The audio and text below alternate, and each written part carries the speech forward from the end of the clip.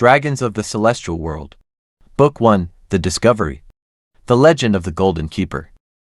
The monsters will soon prevail against the impenetrable ceiling of the core that prevents them from laying siege on the 15 tribes. Heaven has lost 1/3 of its mighty kingdom, and the celestial world is drawing closer to be next on the serpent's list. It will only be a matter of time until my brethren, Anaran, king of the golden scales, will fall. His kingdom will soon return to the very vast state it was when we first laid eyes on the plot of land. There are dragons of earth, water, fire, air, gem, illusion, ice, and gold. They are many, but the dragons of light are few. There will be one that will shed a glistening beam of hope for our kind. A dragon that can wield a golden light, for he is the great golden keeper himself. This golden keeper will be our protector, and the celestial world's guardian, for not even the toy maker, our current guardian, will be able to summon a single scale on her body to protect us. Signed by Storyteller, youngest brethren of the Golden King. Prologue. The shimmering dandelion yellow sun rose above the glittering aqua ocean. It continued to escalate higher into the clouds until the creatures from afar could glimpse upon its blinding glory. The dense pine trees, whose leaves of dark green promptly swayed aimlessly, they called out with barely audible voices in greetings to those who could sense their callings. Exotic birds of all species with colorful feathers glided with delicate ease from their dainty homes, warm nests, and underground burrows. All of them seemed to have one thought as they scuttled out and into the new world. The celestial world was known for its captivating beauty, yet the beautiful, beastly, mysterious, cunning, and bizarre creatures that inhabited it had to quickly learn to adapt to the hidden poison it kept welled up deep inside itself. Every single creature dwelling inside the whimsical realm knew of this poison. The fallen beasts, as many called them, were that very poison, and they lived deep underneath the celestial world. They belonged to the celestial world's counterpart, the core. It felt as though a few hours had passed since the fallen recently clawed their way out from their forsaken underground world and were wreaking havoc upon the once peaceful world. They managed to push their armies past the angels that protected the lands and quickly took the realm's leader's life, the Golden King Anaran himself. The Golden King, or Anaran as he was called, was the king of all dragons and the guardian of the celestial world, or at least was until the fallen monsters consumed his entire kingdom and brought his tribe, the Golden Scales, and so many other tribes to the point of extinction. The war against the Fallen, or otherwise known as the Fallen Wars, had quickly ended after that, and the celestial world remained silent for the night, almost as if it too were in a state of shock. Now it depended on 3 survivors to spread the message to the tribes that hadn't joined the fight. If they failed, were pursued and killed, there would be nothing to stop the Fallen from devouring the entire celestial world. Cunning like a group on a mission, out from the deep, obscure shadows emerged 3 shadows, passing by like arrows across the forest. Their pace was unusually swift, yet stealthy. Not even the keenest of animals sensed their presence. The shadowy figures advanced into the new territory containing snowy forest trees. The climate in the area was strangely different, and it didn't take long for the 3 figures to pick up that something was amiss. Emerging from the darkness, a small group containing a dragon half-breed and 2 angels surged feverishly past the enlarged forest as if they were retreating from something. "Don't you think we've wandered far enough for them not to catch up? We could just rest here for a while," suggested the angel on the left with a pair of ivory eagle wings. His breathing was rushed and he looked on the verge to pass out. "Yeah, right. Did you see what they did to the kingdom? Much less our homes? They destroyed 1/3 of it like a steaming dagger stabbing through butter." The dragon half-breed bitterly spat from the right. There was an infuriated expression visible across her face. She was the leader of the group, or at least that's what they agreed when they all simultaneously joined together during their long retreat from the Fallen. Sure, she was a different creature from the 2 angels, however their goals for reaching the clueless tribes that weren't involved in the war weren't all that different. She possessed sleek azure scales and plates that resembled giant pieces of armor around her body. She also had twin darkish bronze horns attached to the back of her head and natural pale wings that resembled those from a majestic angel. Her thin features resembled those from a cheetah, minus the spots, fur, and the deep tan. She was a skyhorn, one of the remaining survivors of her tribe that was said to have gone extinct during the devastating war waging from beside the entrance of the Golden King's fortress gates. She was known as the Titan of Loyalty, Aphrodite, although most of her comrades and her kin would simply call her Angel. From the recent devastating attacks from the elusive Lucifer and his colossal army of fallen beast warriors, the war had resulted for many of the tribes to be put to extinction, if not close to it nonetheless. The Skyhorns, like the Golden Scales, were unfortunately hunted and killed for sport by the corrupted Fallen. This resulted from many of the dragon hunters, who sided with no one in the war, to search for the remains of a live golden scale or sky beast for their scales and wings. After Anarin, the Golden King attempted to combine all the tribes, word reached out and most likely was brought to the serpent's attention.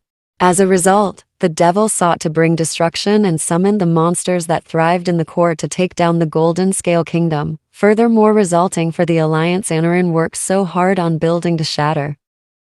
Many of the tribes that survived were already preparing to vanish, and Angel knew both the three of them along with all the other tribes that didn't join the battle needed to do the same thing. We aren't resting until we reach Heaven's gates, understand? The Skyhorn Angel marked, her intense azure eyes were fixated upon the cloudy blue sky. At least the sky isn't red anymore, she thought in hopes of reassuring herself there was safety in hiding away. No time to argue, you two. The Fallen will hear us, answered the angel in the center that kept his face hidden with a large cloak. He gestured his gloved index finger towards the snowy mountains ahead. I suggest we briefly stop there to sidetrack the Fallen a bit. Good, because it's about to storm, the angel on the left side noted, returning both Angel and the cloaked stranger a wry grin. Does he think a storm will help us? What a fool. Angel frowned at the eagle-winged creature. That will hinder us as much as it will to the Fallen. You do know that, right? She asked.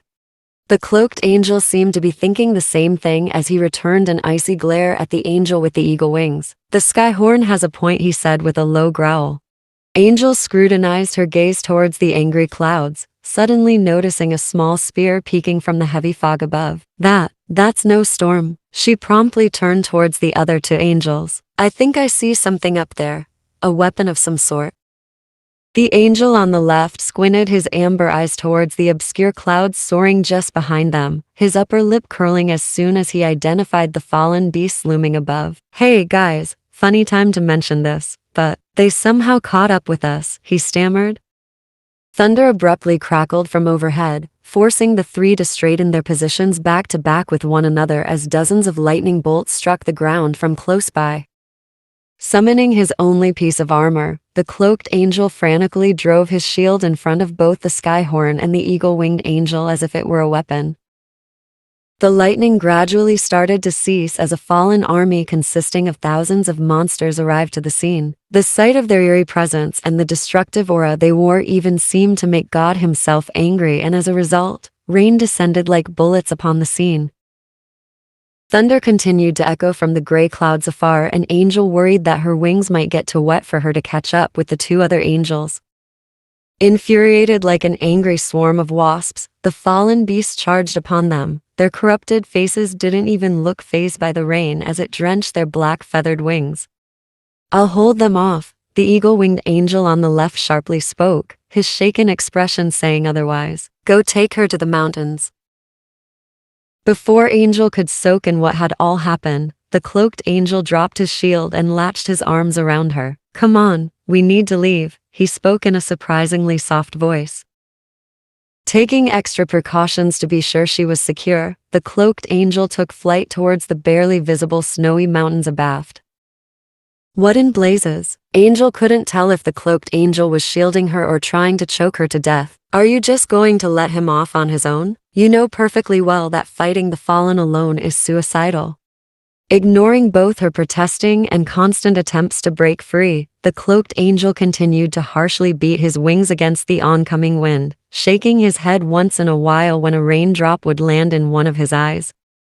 Carrying me will only make our attempt to reach the mountains sluggish. Just let me go already, Angel barked, slowly realizing that was a dumb thing to say on her part. The cloaked angel smiled uneasily. Angel felt his grip over her loosen, startled when finding her scaly blue body falling effortlessly from the sky. The cloaked angel tucked his wings and pursued after her, indecisive. If to grab her, use your wings. You're a skyhorn, are you not? He inquired. Oh right. Angel unfurled her snow-white wings, surging further towards the snowy mountains where the cloaked angel advised she should perch. When she advanced towards one of the nearest edges angled dangerously from a 50-foot drop, the skyhorn promptly expanded her wings and awkwardly settled onto it. From hovering above from just a few paces back, the cloaked angel made a quick descent for the edge, plunging the heels of his sandals into the ground in hopes of screeching to a complete halt. When Angel saw he was unsteadily charging for her, she hesitantly took a few baby steps backwards before going to a full-scale dash to flee when it was clear the cloaked stranger couldn't stop himself. Just dig your wings into the snow for crying out loud, you're going to crash into me. Angel wanted to scold the cloaked angel but thought she'd done enough screaming at the poor guy for one day.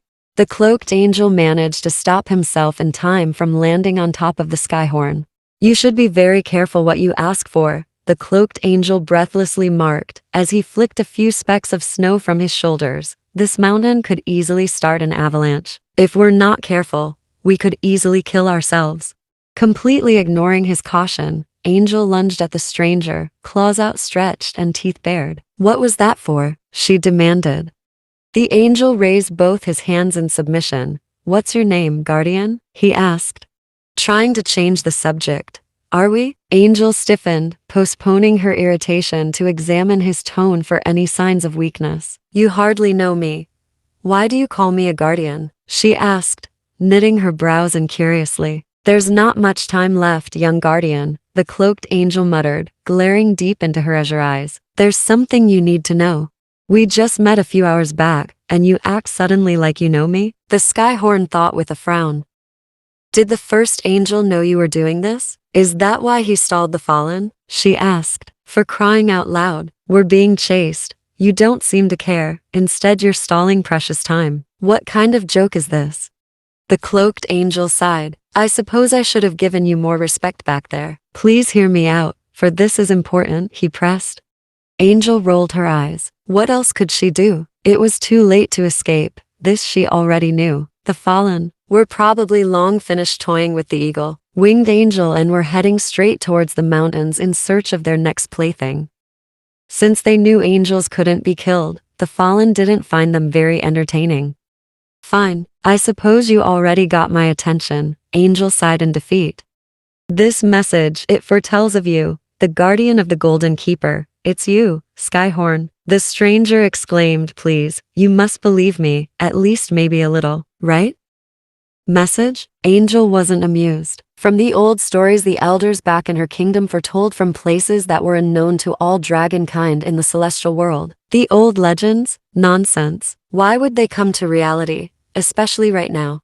She got her answer when gazing deep into the visible grim expression across the angel's face. It's just how God arranged it to be, he replied simply. These times are devastating for all, yes, but it's fuel for us when the great battle arrives and tries to bring many deaths. The skyhorn slowly nodded, lowering her gaze towards the rising sun before her. She recalled, as an infant, falling in love with the old folks' tale of the Golden Keeper, a mysterious dragon from a foreign world coming to the celestial world at a desperate time to rescue them from a monster. She didn't think it was actually real. Could it be real? Was there really another world other than the celestial world that had different tribes, more powerful tribes than the 10 tribes that still remained? What is the Golden Keeper's name? Angel? Gradually asked, craning her neck closer towards the angel to listen. The angel piped open his mouth, but choked on his voice when a figure soared past the two of them. Between their conversation. We've been spotted. We've got to move now. The cloaked angel scrambled hastily towards the edge of the mountain, descending, his sunken brown eyes below. Observing the angel scan his gaze across their surroundings, Angel suddenly grew tense from a strange sensation that hundreds of eyes were watching her. She soon found out why when scouting a swarm of infuriated fallen beasts hovering overhead of them. Each of the monster's inky black wings thrashed against the gentle currents of the wind, emitting a piercing buzzing sound like that of angry bees. Fixating her gaze towards the center of the army, Angel caught notice one was holding a limp figure of what resembled the eagle-winged angel. Of heavens, no. What did they do to you? She muttered to herself. From beside her, the cloaked angel tugged against one of her wings. Leave from here, he whispered, fiddling a gloved hand into one of his pockets for something. I can stall them while you make a run for it. I can't leave you too. Angel peered out from the pinkish atmosphere, watching, stunned as a single fallen beast with bloody armor grasped onto one of the mountain's edges, glaring eagerly at its two new meals. Angel, you need to leave from the mountains, right now, the cloaked stranger barked, and sheathing a large samurai sword, take this, to protect yourself. Angel hesitated, but the angel promptly shoved the hilt into her paws. I'll catch up. Don't worry about me, he reassured her. Angel glared uneasily at the stranger, then at the sword lying in her paws. You can't be serious. You're going to die, she attested. From a few feet beside the edge of the cliff, We angels fallen can't die. beasts left Just the crowd go of without me. monsters The and began angels clawing spat, at the kicking snow away the beside the fallen cloaked beast angel's before it black could robe. attack the shaken skyhorn. Leave me, guardian. Angel adamantly shook her head, watching helpless as the fallen beast launched upon the cloaked angel from a few distances away. I can't leave you behind too. She charged head-on towards the stranger as he wrestled the fallen beast in the snow. I'll just have to force your hand then, the cloaked angel bellowed, kicking the monster off from the edge of the cliff before plunging after it. I'll see you later, guardian. Wait, Angel yelped, galloping towards the very edge of the mountain. Please tell me his name, the Golden Keepers. It is Han Oaks, the cloaked angel sputtered, just as he and the fallen beast tumbled off the sharp edge of the bottom and into the abyss of darkness below. The cloaked angel's attacker let out a startled screech to call out for its fellow comrades, but was quickly silenced when the sound of flesh ripping echoed the pit below. The swarm of monsters watched with stone faces as one of their own perished. Their wing beats were no longer in sync with one another, rather, they sounded like non-stop bullets firing in the air. Angel could only gawk in surprise as the army of monsters descended for the void in pursuit of the cloaked angel, who murdered their comrade. The skyhorn stared speechless at the sharp edges and stalagmites surrounding the black abyss where the angel had disappeared. What did we, our dragon kind, ever do to anger the beasts from the world of the corrupted? She thought, frightened. Angel gradually dug her talons into the fluffy snow surrounding her. If you're listening now, God, I beg of you to bless this messenger, angel you've sent to protect me. The skyhorn held herself from mourning anymore. She understood there was nothing more she could do in the fight. She was surprised of finding a strange sense of peace for taking on the quest, even though she only had the first and last name of the Golden Keeper and nothing more. I wish I could have done more for those angels. I'm a skyhorn, aren't I not? The skyhorns have protected the Golden King many times. Why hesitate for these angels? The skyhorn thought, still trying to hold down the feeling of helplessness brewing inside her. She unfurled her wings and took flight past the edge of the mountain and continued onward for the next group of snowy mountains. The more she thought about the war, more she missed seeing her two sisters. The eldest was Vasilia's, Titan of riches, although everyone just called her Plague. Her real name was to be kept a secret so their father, the serpent, wouldn't find them. Plague was a half-breed between a skyhorn and a sandhorn. She had long deer-like horns and oversized wings like those a skyhorn would possess, sparkly tan scales, and a barb on the end of her tail like a sandhorn possessed. She was older than Angel by a year, but she acted like an adult through and through. Pluty was the youngest sister of the three and her pseudonym name was Pain. Why she wanted the name Pain was beneath Angel. You could pick any pretty name in the world, and you pick Pain? What are you? A weirdo. Angel recalled her eldest sister, Plague, would constantly taunt Pain. Like Plague, Pain was also a hybrid between a skyhorn and a sandhorn. The two could look like twins, but the only thing that was different between them was that Pain had large spikes around her head instead of horns. Angel was the only one of the three that was pure skyhorn. She had all the dark blue and skittish features of one that was, except her snowy white wings. The skyhorn shook herself back into reality when she made it past a few large snowy mountains. She spotted a dragon hovering in the sky just ahead. What is it? Angel glanced at the creature's slender body, instantly noticing the dragon's scale color blending into each of the shades of the rainbow. The sudden change of new color tones on the creature's body was almost lightning fast. Angel found it was tough for her eyes to keep up with. She instantly recalled hearing about a type of dragon tribe that could change its scale color to stun or hypnotize its target, although she didn't look more into the species. Hello there, are you lost or something? There's not a single camp or village dozens of miles from here. The dragon spoke through a telepathic message, startling the Skyhorn. I'm looking for a route from the snow mountains. Is it alright if you can show me a passage out? Angel asked out loud, watching in surprise as the dragon reacted by stopping its color-changing scales before gradually turning them to a dull green. In the celestial world, all of the tribes had the ability to speak telepathically to one another. It was sometimes hard for Angel to keep up with some of the conversations some would send directly to her mind, so she preferred to speak out loud.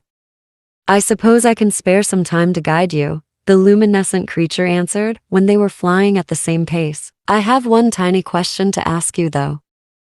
Angel tilted her head. Go on, she said.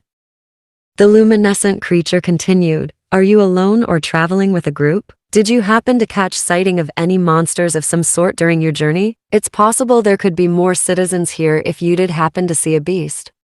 Angel hesitated. She didn't want to involve any more innocent creatures to witness anything close to the awful scene that she just experienced.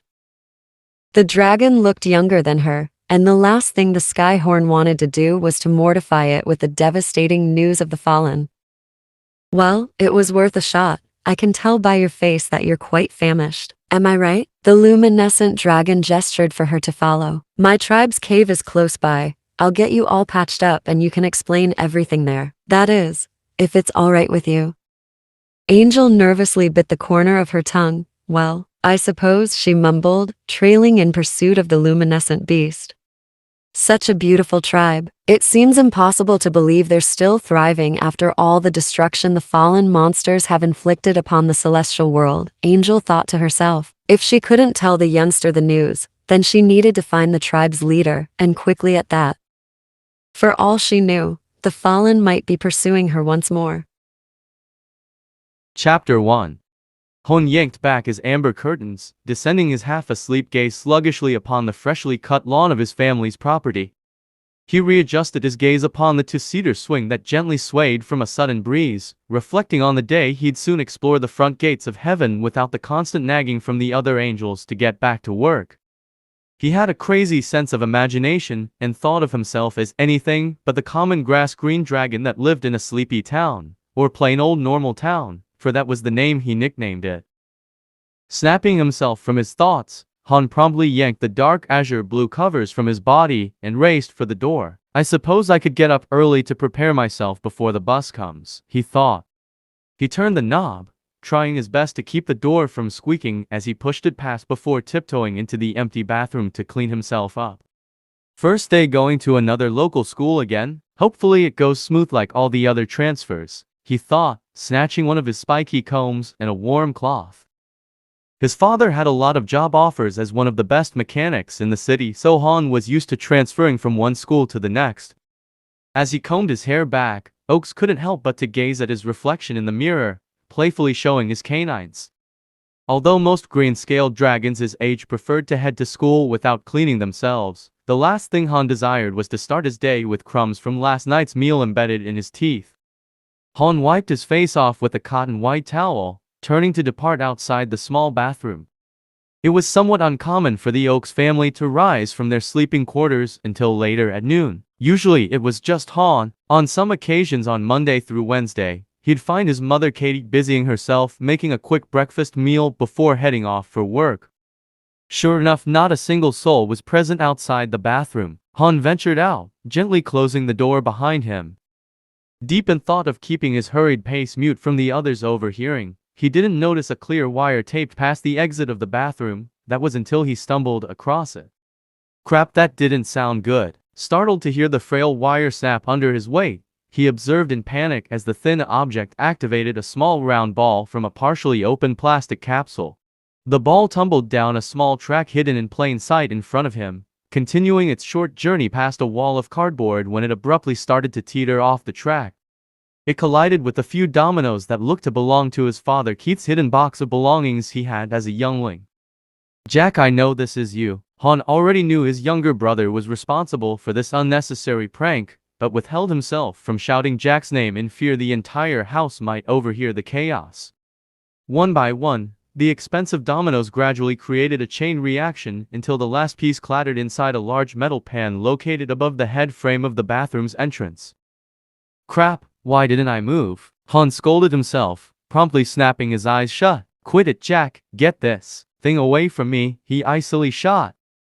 Jack, his 1 year younger brother, was quite famous for causing mischief by setting up entertaining and sometimes dangerous traps and wires across some areas in the house. Feeling positive the trap failed after a few seconds of pure silence, Han perked up his head and opened his eyes. Did the mechanism actually fail? He wondered. Jack always made sure his masterpieces worked by somehow testing it behind everyone's back. There was no such thing as a faulty snare set by his brother. That's when Han heard another domino crash into the bucket from overhead. Han glanced up, feeling kind of tempted to ask himself why the bucket was echoing as if something dropped inside it again. That's when the bucket suddenly detached itself from a single clear string, keeping it stable, colliding against his head with a piercing crash. The bucket slammed straight into his face, startling Oak so much he collapsed to the ground. But how? Stunned, he shuffled backwards, conscious something liquid was dripping from the edge of the bucket before splashing straight into his eyes. Jack, you've really done it now? Han staggered onto all four of his paws, quickly spotting his younger brother standing outside their bedroom, giggling. Jack came strolling into the room, letting out one of his haunting laughs that he knew scared his older brother. Looks like someone forgot to take a shower. Oh well, I took care of that for you. You can thank me later, he sneered, fleeing the scene to head downstairs. I swear, one of these days I'm going to give you some payback. Han grinded his teeth, watching his brother make himself comfortable in one of the wooden chairs beside the kitchen table, taunting, don't let Han touch you. He still hasn't shed those nasty old scales yet. Jack rudely continued to let his voice echo across the kitchen and living room, finally deciding he'd done enough damage when their younger sister Emily entered the kitchen with a yawn. Seriously, Jack, you could do this any other day. Just please not today, that's all I'm asking, Han sighed, rolling his eyes as he marched again into the bathroom. Thinks he can do this junk every day, huh? Oakes mumbled under his breath with a growl. Scrubbing a cotton cloth that he found lying around against a clean laundry basket, Han continued to ponder if the new transfer school would end up having a smaller classroom than all the other schools he'd recently attended. Good thing Jack's homeschooled. I won't have to deal with him until I get off the bus after school later today, he thought to himself with a relieved sigh. Fully cleaned up, Han tossed the cloth into the dirty laundry basket hanging against the back of the bathroom door, glancing at himself one last time in the mirror to make sure the bucket didn't leave a mark on his head. Good morning, Han, his younger sister Emily shouted from sitting at the kitchen table, chewing noisily on an apple. She had on one of her favorite jewelry bracelets their mother Katie gave to her when it was her birthday. Han knew she rarely wore her jewelry unless it was a big occasion. He ambled down a few rows of stairs, smiling shyly at her. Hey, Emily, he watched her scamper towards the end of the stairs, waiting eagerly to greet him like she always did for school days. Did Mom happen to buy those apples early today? She asked. Han was abruptly cut off from answering her question when his front paws collided again on another clear string, receiving worse results than the bucket prank as he found his body being propelled down the remaining steps. He found himself tumbling headfirst, then his back wings before losing all control of what happened after. He reached the bottom stairs sooner than anticipated, colliding head-on into Emily, who was lurking beside the last step, completely frozen and with a pale, stricken face. If Emily was a target, then Han did one heck of a job slamming right into her like an arrow pulling off a bullseye. Jack, what was that for? Emily was fortunate to land on top of Han after the chaos had ended, although she looked stunned and groaned from the shock of being a brief punching bag. From sitting on one of the kitchen seats, Jack tossed his head backwards and laughed, his piercing howls echoing across the house so hard that he nearly fell off his chair. 2 for the price of 1. I need to do that more, he haughtily sneered, quickly rearranging the swing chair under him from collapsing. You guys really need to pay attention to your paws when you step down. The wires are very obvious if you look, that is. Ha! You think this another one of your funny jokes, Jack? Han bitterly glared into his brother's dark and crimson eyes, half tempted to tackle him to the carpet. I bet they'd be easier for us to notice if it were the fact they weren't even on the floor. Emily quickly got up to her paws and approached Jack, her expression matching Han's own irritated face. "You can't just pick on him like that," she protested before sharpening her dark hazel eyes upon Han's pale face. "Han's never hurt you. Not once. Why then do you set those dangerous traps across the house for him? You could hurt mother and father in the process of it all. You do know that, right?" "Oh, be quiet, Emily. I was just giving him a warm-up," Jack taunted, snatching a blood orange from the center of the kitchen table, peeling its amber skin with one of his talons. Casual pranks of the week. Jax will always be the #1 meaningless jokester in the house, Han sighed to himself, perching in one of the seats at the kitchen table beside his siblings. "You know what the cousins say, don't give up until you see their priceless faces." Jack sneered at Emily, and both she and Han frowned.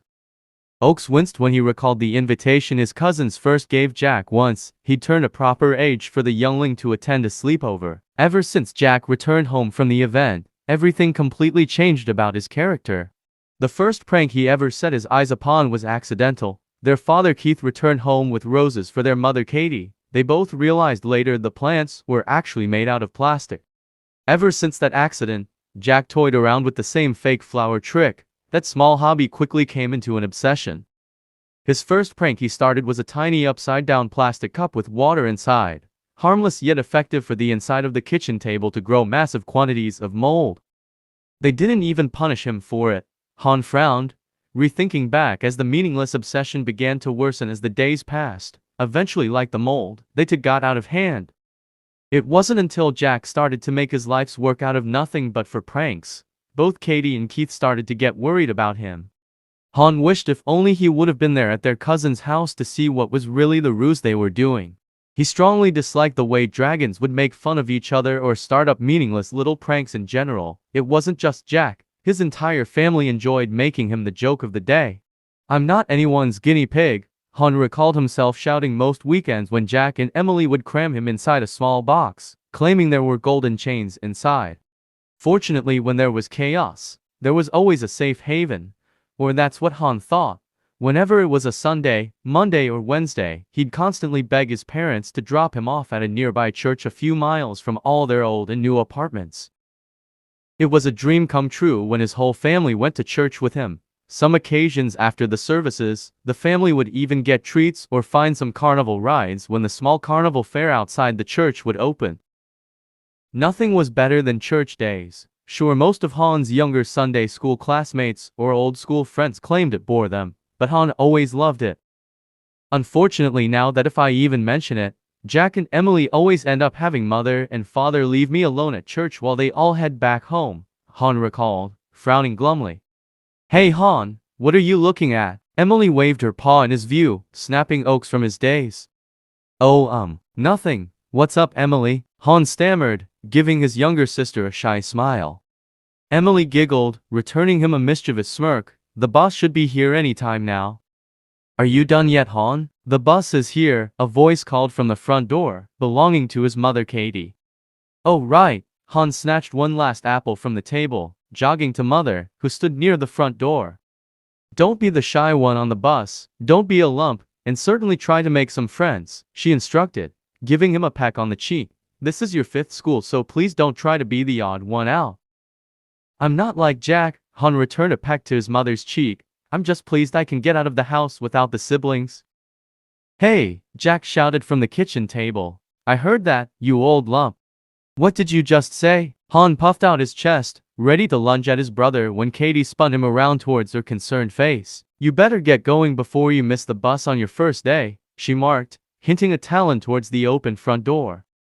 "Yeah, that'd be awkward," Han sheepishly thought, smiling at his mother one last time before venturing outside. "I'll see you when I get back," he said, taking in the ice-cold air of the snowy day as he jumped off the front porch. "Don't get into any trouble," Katie added before gently closing the front door.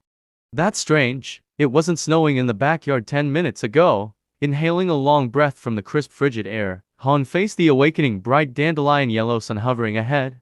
"I'd hate to miss the bus in this kind of weather," he mumbled, rushing towards the sidewalk located a few paces ahead in the front yard. The chilling waves of oncoming wind began to flood across the small neighborhood, forcing Han to shove a little harder against the wind and tall snow that was high enough to reach his underbelly. He arrived at the sidewalk just as a yellow bus drove up. "You're not busy at all by any chance?" a hushed voice whispered from the snowy atmosphere, startling the youngling that he almost took a dangerous step towards the ditch located a few paces from where he stood. Han wasn't sure if it was one of his comrades from his job beside Heaven's Gates. They spoke inside of his head all the time to tell him they needed him to come on back to deliver prayers. "I am in fact busy at this time." Oak stretched his paws over and reached towards the bus's glass door, ignoring the voice that was howling irritably from inside his head. He pushed the doors, but they were locked on the inside. "Huh?" Confused, he gestured for the driver inside to open them. From the driver's seat, a dragon covered in a finely stitched leather coat nodded his scaly face at him. The doors gradually slid open a few seconds later. Just then, as Han was about to enter in, the doors were abruptly caught in a sudden breeze and slid completely shut.